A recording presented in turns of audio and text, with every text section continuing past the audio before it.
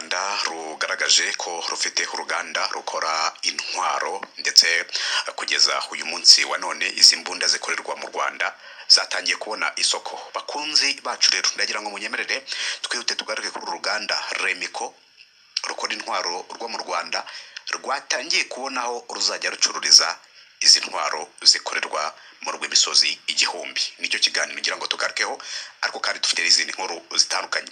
Mu nama mpuzamahanga y'umutekano nibwo hamuritswe intwaro zikorerwa mu Rwanda maze zitungura abatari bake.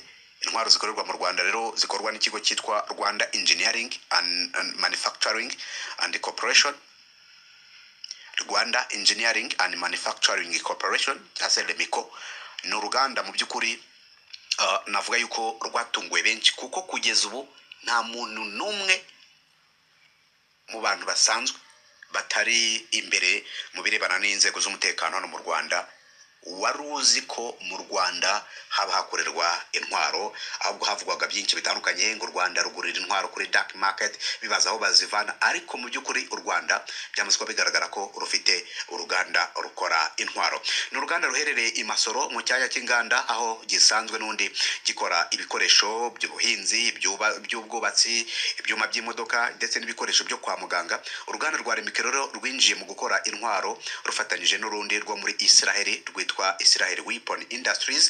Nubwo iyi nkuru rero yatunguranye, ariko ni uruganda rwatangiye gukora izi ntwaro mu mwaka wa 2018. Uribaza ngo kuva muri 2018 kugeza muri 2025 bakora intwaro, bafite intwaro zingana gute?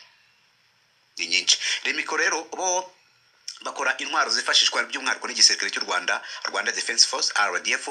Intwaro zikorerwa mu Rwanda rero ni intwaro ntoya zifashishwa ku rugamba, aho zihabwa ingabo za RDF zirwanira ku butaka, izikoreshwa mu mutwe udasanzwe zikoreshwa cyangwa se Special Force, Special Operation Force, nazo zirahakorerwa ibikoresho byo guhangana n'imyigaragambyo. Izi ntwaro rero ni intwaro zigezweho ahanini zikoreshwa na Rwanda Defense Force ndetse na Israel Defense Force, ubwo ni igisirikare cy'u Rwanda n'igisirikare cya Israel.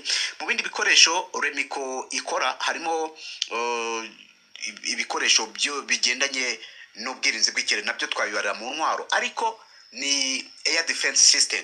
Ni ukuvuga ngo ibi bikoresho birinda ikirere, hakazamo amajimeri, hakazamo ubwo ni night vision birumvikana, ndetse n'ibindi bikoresho bigiye bitandukanye.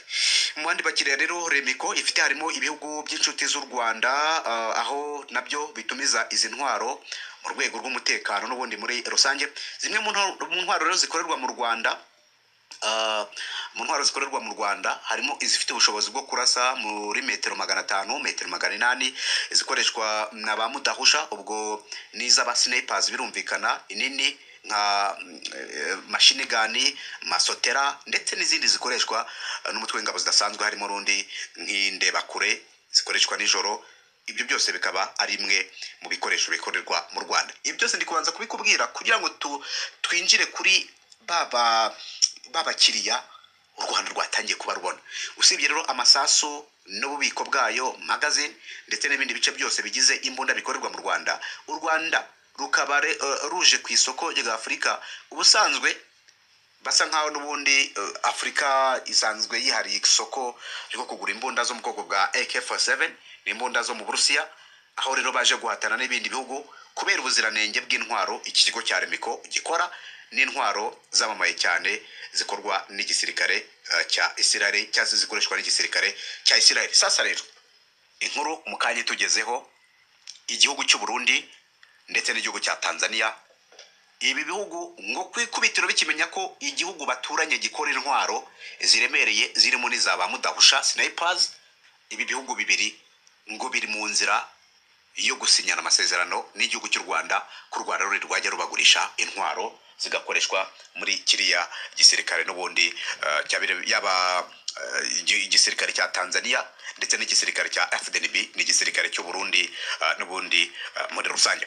Uburundi rero wenda byo biranatangaje kubyumva cyane ko kugeza uyu munsi wa none navuga yuko Uburundi kubirebana n'inkuru zivugwa hagati mu bihugu byombi, umubano utifashe neza, ariko kumva inkuru ngo Uburundi burashaka kujya bugura intwaro mu Rwanda. Icyambere nibyo ntekeza yuko ni isoko twavuga ngo Uburundi bukeneye, kuko baramutse bafite isoko ryo kugura intwaro mu gihugu cy'u Rwanda bishobora kutabatwara dipanse nyinshi bigendanye no kwenda bazitumizaga muri ibyo bihugu bya kure y'umugabane wa Afurika, bibatwara amafaranga menshi, transport ndetse n'ibindi.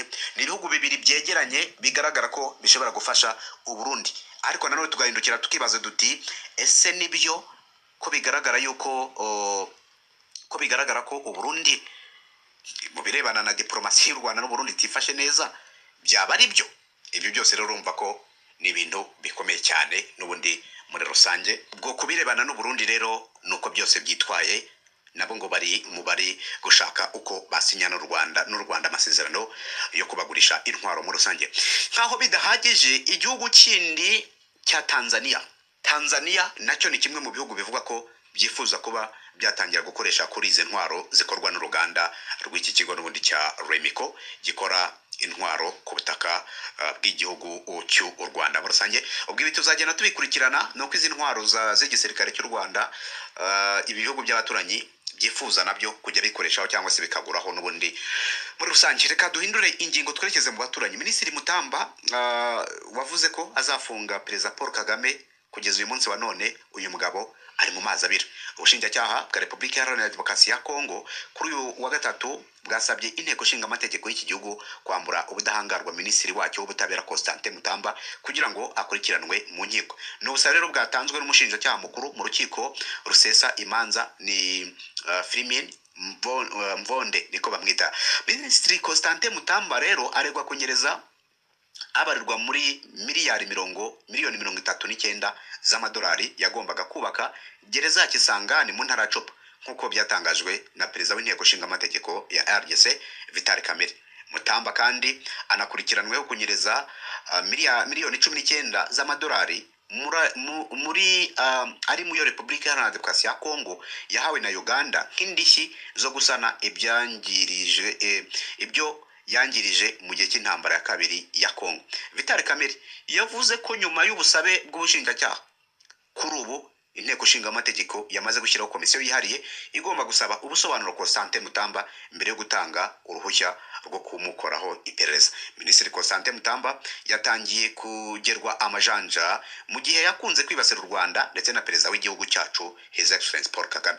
Mwaka ushize ubwo yari muri gereza ya Munzenze iherereye mu mujyi wa Goma yumvikanye yigamba ko azata muri yombi perezida w'u Rwanda Paul Kagame akamufunga.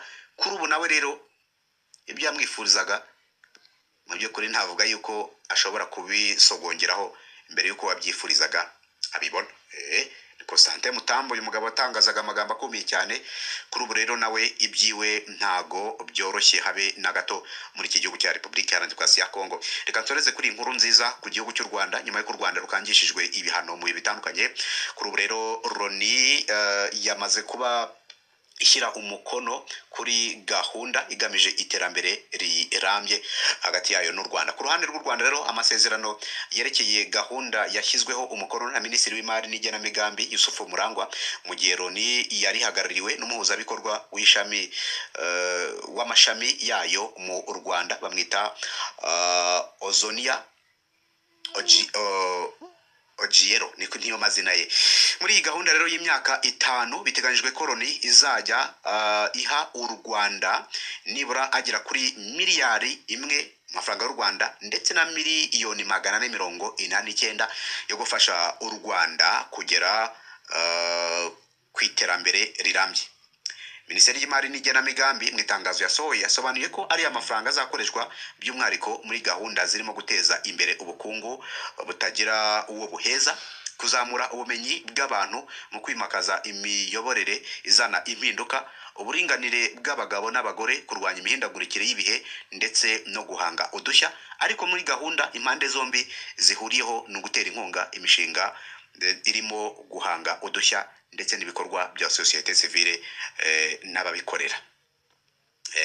Minisitiri rero Murangwa Yusufu nyuma yo gusinyana na Loni ari amasezerano yavuze ko iriya gahunda ari ikimenyetso cy'ubufatanye bukomeye bw'u Rwanda na Loni ndetse n'icyerekezo cy'u Rwanda cyahazaza harangwa n'uburumbuke, kudaheza kandi harambye. reka tuyasoze. Ni ukuri iyi ni inkuru nziza ikomeye cyane ku gihugu cyacu cy'u Rwanda, nyuma y'uko ibihugu bitandukanye bikirutseho bigisabira ibihano Loni ifashe y'amafaranga y'Ababiligi yakuba inshuro nyinshi cyane. Ngaye nguko rero, reka tubashimire, ngira ngo nandi yose azagenda za. Mwakoze cyane kubana natwe, hagati aho ubwo gahunda zacu zirakomeje.